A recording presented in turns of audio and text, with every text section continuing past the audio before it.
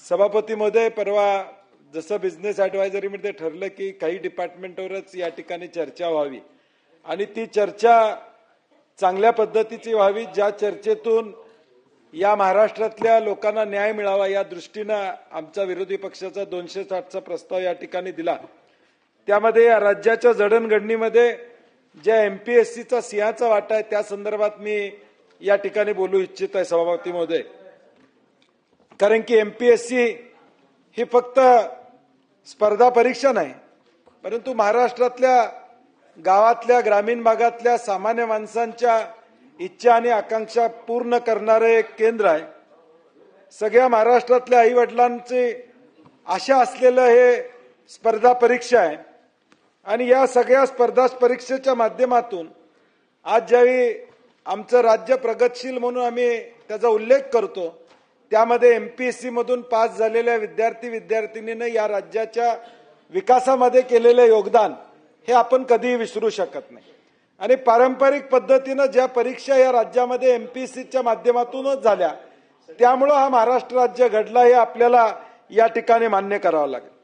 आज सभापती महोदय, एमपीएससीची भरती निघेल, मी त्यामध्ये अधिकारी होईल, आई वडील घरी वाट बघतात, मुलगा मुलगी आमचं साहेब होणार आहे, साहेब होऊन घरामध्ये या ठिकाणी गावाकडे येईल। अक्षरशः जीवाचं रान करून मुलं आणि मुली या एमपीएससी मध्ये शिकत असतात किंवा एमपीएससीच्या परीक्षेची तयारी त्या ठिकाणी सभापती महोदय करत असतात। आई वडील तिथं शेतामध्ये मोलमजुरी करतात, परंतु मुलाला दर महिन्याला पैसे पोचतील याची व्यवस्था त्या ठिकाणी होत असते। परंतु आज ज्या एमपीएससीच्या जीवावर अख्ख्या महाराष्ट्रातल्या लाखो विद्यार्थ्यांचं भवितव्य अवलंबून आहे, त्या एमपीएससीचीच दिशा आज बदलण्याचं काम दुर्दैवाने या ठिकाणी होताना दिसते। ज्या एमपीएससीनं आजपर्यंत ऑफलाईनच्या माध्यमातून परीक्षा घेतल्या आणि हजारो अधिकारी तयार झाले, हजारो अधिकाऱ्यांनी या राज्याच्या विकासामध्ये या विधिमंडळातल्या निर्णयाची अंमलबजावणी करण्याचं सामर्थ्य या राज्यामध्ये दाखवले, ते अधिकारी या एमपीएससीच्या माध्यमातून तयार झाले। आज त्याच एमपीएससी मधून तयार होणारा भविष्य काळातला अधिकारी हा ऑनलाईन परीक्षेच्या माध्यमातून कारकीर्द त्याची ऑफलाईन होईल का अशी अवस्था या ठिकाणी निर्माण झालेली आहे। त्यामुळे सभापती महोदय, आज हा एमपीएससीचा विषय अत्यंत महत्वाचा आहे, कारण की निवडणुकीपूर्वी नेहमी घोषणा होतात, हजारो जागांची भरती होणार, मुलं त्या आशेवर एमपीएससीच्या परीक्षेची तयारी करतात आणि या सगळ्या पार्श्वभूमीवर एमपीएससीचा जन्म कशासाठी झाला? परीक्षा घेण्यासाठी झाला, आउटसोर्स करण्यासाठी एमपीएससीचा जन्म झालेला नाही। एमपीएससी जन्माला आली, ती परीक्षा घेण्यासाठी आली, परंतु दुर्दैवाने आता आउटसोर्स करण्यासाठी झाली असं म्हणावं लागेल। सभापती महोदय, टीसीएस आणि आयबीपीएस या कंपन्यांमार्फत सरळ सेवामध्ये अनेक घोटाळे या ठिकाणी समोर आले। शिवाय सेंटर नीट नसणे, कोणत्याही पुरेशा सुविधा नसणे, या घोटाळ्यांना आणि असुविधांना कंटाळून या विद्यार्थ्यांनी एमपीएससीकडे या परीक्षा पुन्हा वळवण्यात यावी अशी मागणी केली।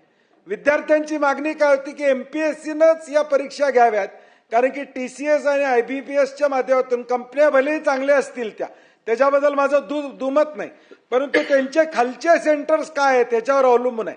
भलेही टीसीएसचं नाव जगभरामध्ये चांगलं असेल, परंतु ते कुणाला नेमतात त्याच्यावर बरंचसं या ठिकाणी अवलंबून आहे। आणि म्हणून विद्यार्थ्यांची मागणी होती की या परीक्षा पुन्हा एमपीएससीनं घ्याव्या। त्या एमपीएससीनं 2000 मध्ये घेतली जाणारी गट अ, गट ब आणि गट क इतर भरती परीक्षा ऑफलाईन ऐवजी ऑनलाईन पद्धतीनं घेण्याचा घाट सभापती महोदय या ठिकाणी गाठलेला आहे। आता या ऑनलाईन मध्ये नॉर्मलायझेशन या पद्धतीचे एक प्रकार त्या ठिकाणी आलेला आहे। महाराष्ट्रात यापूर्वी महापोर्टल, टीईटी, तलाठी भरती, खासगी आयटीआय सेंटर्स आणि लॅबमध्ये घोटाळे झाले, हे उभ्या महाराष्ट्रानं पाहिलेले। सभापती महोदय, तलाठी भरतीमध्ये एका उमेदवाराला या उमेदवाराला 200 पैकी तब्बल 214 गुण मिळाले। खासगी सेंटर्सवर कॉम्प्युटर हॅक करणे, रिमोट ऍक्सेस, स्क्रीन शेअरिंग आणि स्क्रीन क्लोनिंग करणं अत्यंत सोपं आहे। या पद्धतीचा या ऑनलाईनचा परिणाम आपल्याला या ठिकाणी बघायला मिळतो। सभापती महोदय, या ऑनलाईनच्या परीक्षेचा जो आज आता सुरुवात या ठिकाणी एमपीएससीनं बराच गाजावाजा करून या ठिकाणी घोषणा केली. आज सभापतीमध्ये ज्यावेळी ऑफलाईन परीक्षा होते त्यावेळी एकच पेपर या ठिकाणी निघतो. अख्ख्या महाराष्ट्रातल्या बसणाऱ्या विद्यार्थ्यांना तो एकच पेपरची परीक्षा त्या ठिकाणी द्यावी लागते. आता ऑनलाईन मध्ये शिफ्ट मध्ये सभापतीमध्ये ही परीक्षा या ठिकाणी होणार. दिवसाला त्या पेपरच्या 3-4 शिफ्ट झाल्या.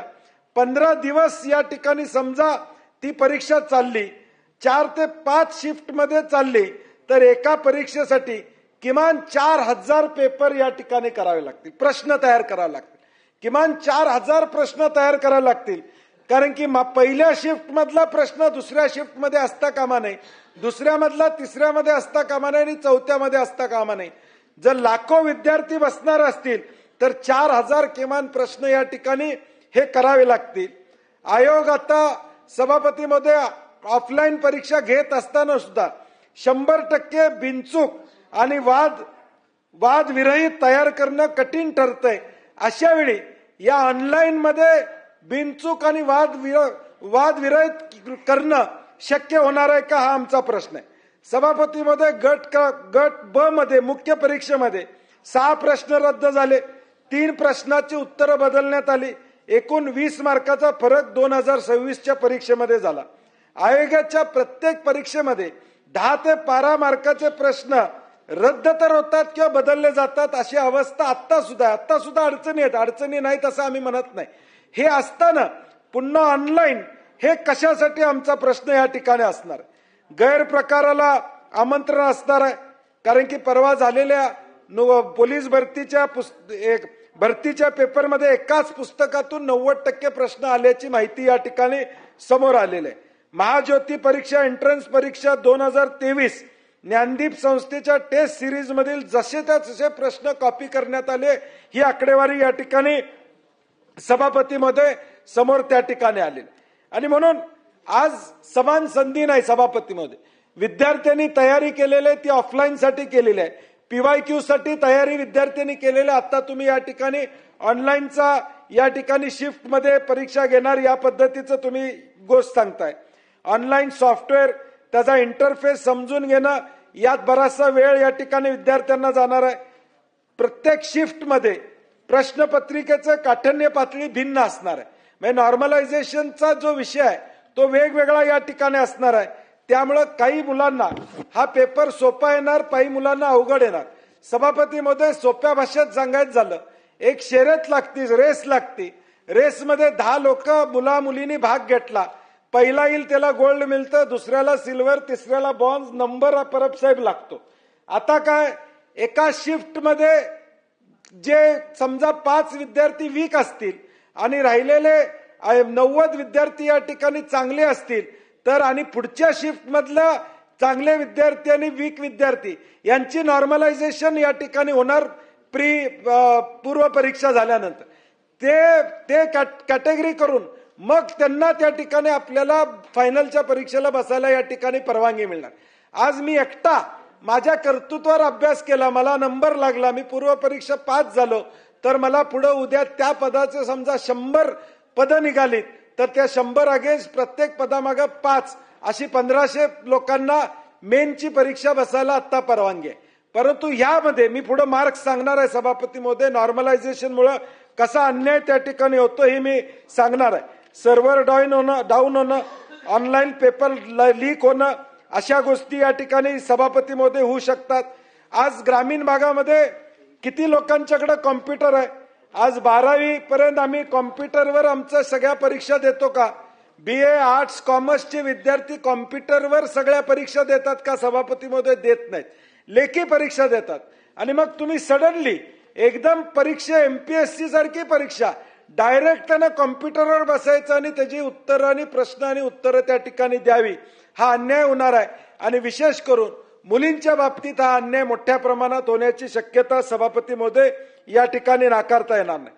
आज 12वी 10वीचे 10-20 लाख विद्यार्थी बसतात. त्यांची ऑफलाईन परीक्षा राज्य या ठिकाणी घेतलं.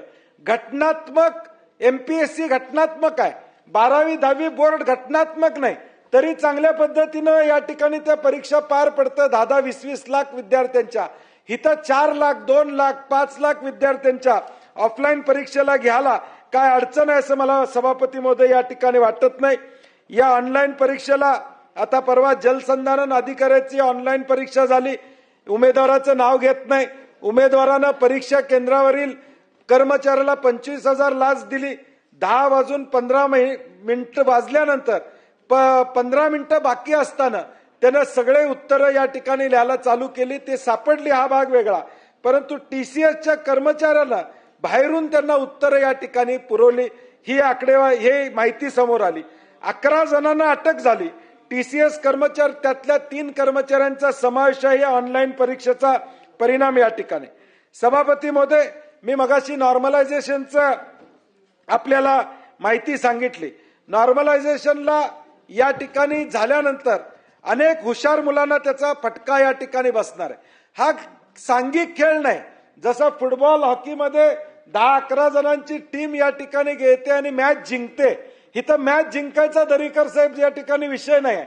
इथे एकटा माणूस नोकरीला लागणार आहे. एमपीएससी मध्ये टीम नोकरीला लागणार नाही. आता तुम्ही टीमच्या परफॉर्मन्सवर एकट्या मार्काचं मार्किंग या ठिकाणी ठरवणार आहे. टीम कशी वागली त्याच्यावर तुम्हाला गोल्ड मेडल, सिल्वर मेडल आणि ब्रॉन्झ मेडल मिळणार आहे. मी उदाहरण त्या पद्धतीनं सभापती महोदय या ठिकाणी देतोय. हा गुणवत्तेवरील लेवल प्लेइंग फील्ड या ठिकाणी असणार नाही सभापती महोदय. आता एक गट क तलाठीची या ठिकाणी परवा परीक्षा झाली. 200 पैकी 202 मार्क पडले त्या नॉर्मलायझेशन मध्ये. अभिजित, म्हणजे उमेदवाराचं नाव घेत नाही मी. 200 पैकी 202 मार्क या नॉर्मलायझेशन मेथड मध्ये पडले. त्याच परीक्षेमध्ये सभापती महोदय उदय सामंत साहेब, हे महत्वाचं आहे की हे सभापती महोदय 154 मार्क पडले प्रीला. दुसऱ्या एका उमेदवाराला 166 पडले प्रिलिमला. 154 पडले. तो ज्या शिफ्टला होता त्या शिफ्टचं नॉर्मलायझेशन सगळ्या शिफ्टचं केल्यानंतर त्याचे मार्क झाले 193 नॉर्मलायझेशनच्या फॉर्म्युल्याप्रमाणे. आणि ज्याला 166 पडले होते प्रिलिम्सला, तो ज्या शिफ्टला होता तिथं कदाचित वीक मुलं असतील, त्याचे नॉर्मलायझेशन नंतर मार्क झाले 190. म्हणजे प्रिलिम्सला ज्याला 166 पडले तो नॉर्मलायझेशन मध्ये 190 वर गेला आणि ज्याला 154 पडले तो 193 192 वर या ठिकाणी पोहोचला. दुसरा 144 ज्याला मार्क पडले तो नॉर्मलायझेशन मध्ये 180 वर त्या ठिकाणी गेला. त्याला कदाचित त्या शिफ्ट मधल्या चांगल्या लोकांचा फायदा त्या विद्यार्थ्याला या ठिकाणी झाला. आणि ही नॉर्मलायझेशनची पद्धत सभापती महोदय घातक आहे. म्हणून आमची मागणी या ठिकाणी आहे की हे ऑनलाईनचं भूत तुम्ही या ठिकाणी बाजूला ठेवा. ऑफलाईन ज्या पद्धतीनं पूर्वीच्या परीक्षा या ठिकाणी घेत होता त्या पद्धतीनं घ्या. आता नीटचा पेपर फुटला, टीईटीचे पेपर या ठिकाणी फुटले, ग्रुप सी आणि सर्व परीक्षा सीबीटीचा हा निर्णय या ठिकाणी सरकारनं मागे घ्यावा अशी आमची अपेक्षा आहे. परवा एमपीएससीच्या चेअरमनांची पत्रकार परिषद मी बघितली. त्यांनी सांगितलं त्यामध्ये की आता निकाल लागणं सोपं होणार आहे. सभापती महोदय, आता सुद्धा एमपीएससीचे निकाल 21व्या दिवशी या ठिकाणी लागतात. 6-6 महिने निकालाला थांबावं लागत नाही. आज सुद्धा ते कार्यक्षमरित्या ऑफलाईनच्या झालेल्या परीक्षा 21व्या दिवशी निकाल या ठिकाणी लागतात. मी एकच उदाहरण देतो. परवा प्रिलिम परीक्षा 2026 ची झाली. 1,52,000 विद्यार्थी त्या ठिकाणी बसले. ऑफलाईन ओएमआर शीटद्वारे त्या ठिकाणी झाली. एमपीएससीनं दुसऱ्या दिवशी आन्सर की दिली. मी हे चांगलं सांगायला लागलो. एमपीएससीनं दुसऱ्या दिवशी आन्सर की दिली, 17व्या दिवशी दुसरी आन्सर की दिली आणि 22व्या दिवशी निकाल लागला.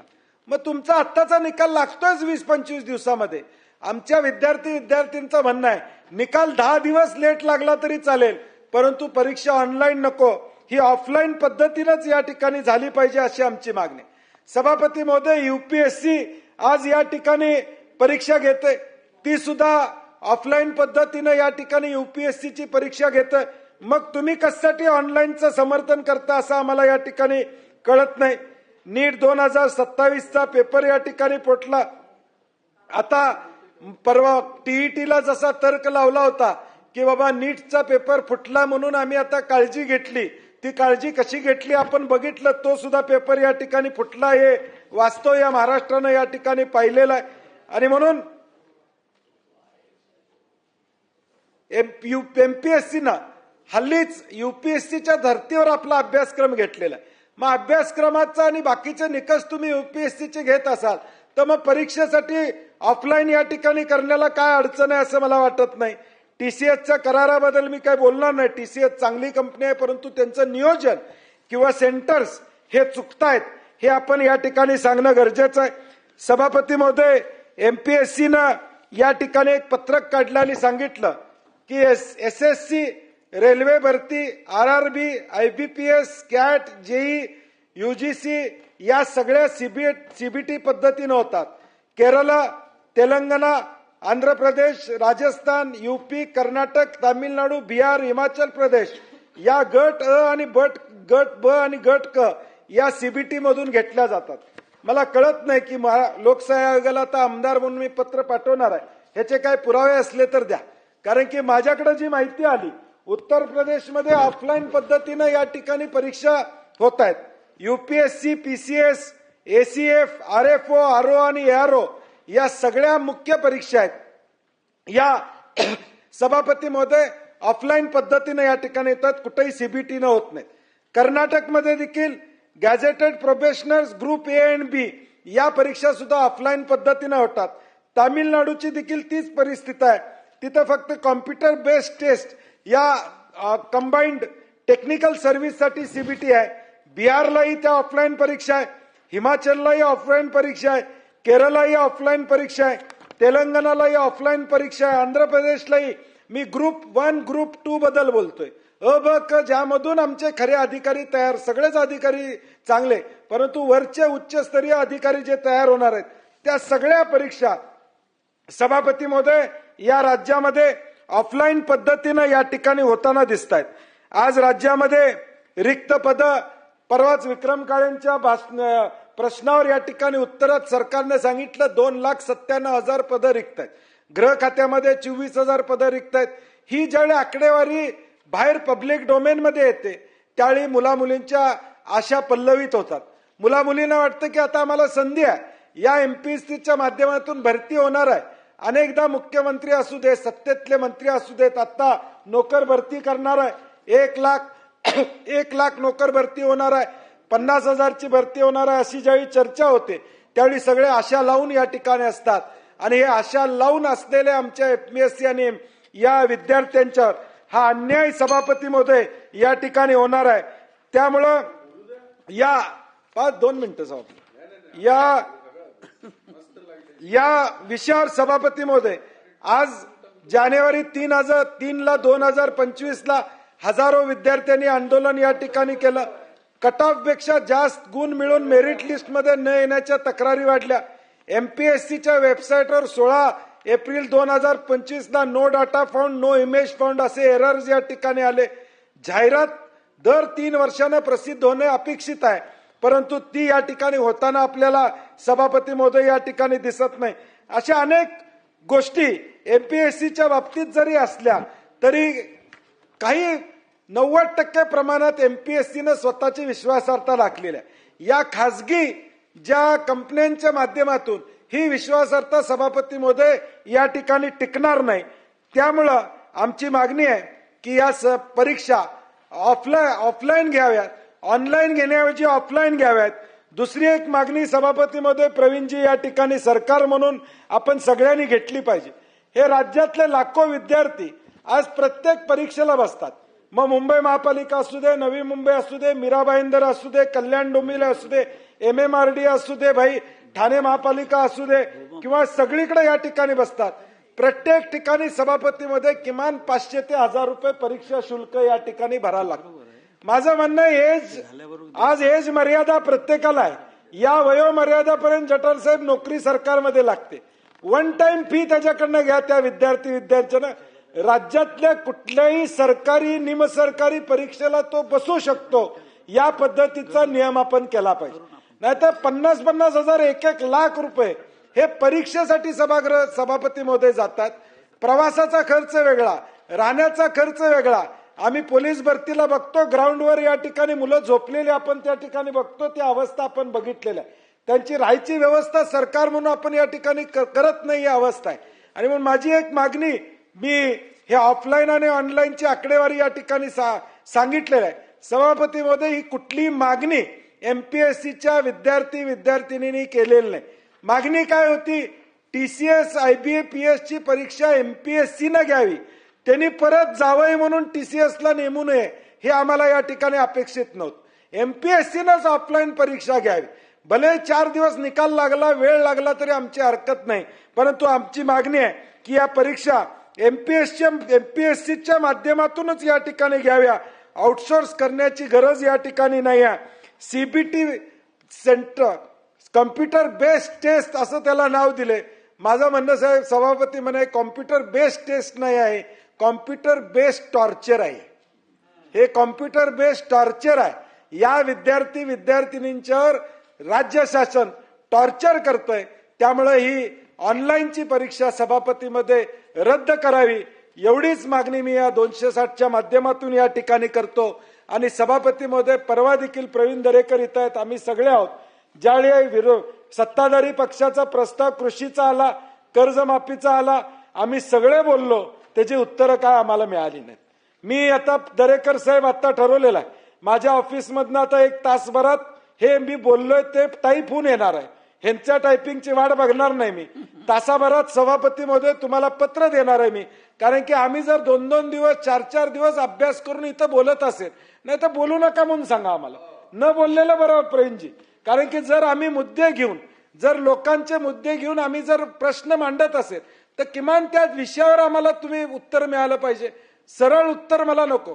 मी तासाभरानं सभापती महोदय हे मी भाषण केलं, त्याचं अधिकृत पत्र तुम्हाला देणार आहे. सरकारला तुमच्या मार्फत ते गेलं पाहिजे. जे मुद्दे मी उपस्थित केलेत नॉर्मलायझेशनच्या बाबतीत, 140चा मार्क 190 वर कसा गेला, त्याचं आम्हाला उत्तर अपेक्षित आहे. नुसतंच भूलथापा नको की ऑनलाईन परीक्षा म्हणजे चांगलं एक स्वप्न, सप्तरंगी रेनबो दाखवण्याचा प्रयत्न आहे. ज्या सप्तरंगी रेनबोला हात सुद्धा लावता येत नाही, अशी आमच्या विद्यार्थ्यांची अवस्था व्हायला नको. त्यामुळे ही सीबीटी, कॉम्प्युटर बेस्ड टॉर्चर रद्द करावा, एवढी मागणी करतो आणि माझे 2 शब्द या ठिकाणी थांबवतो.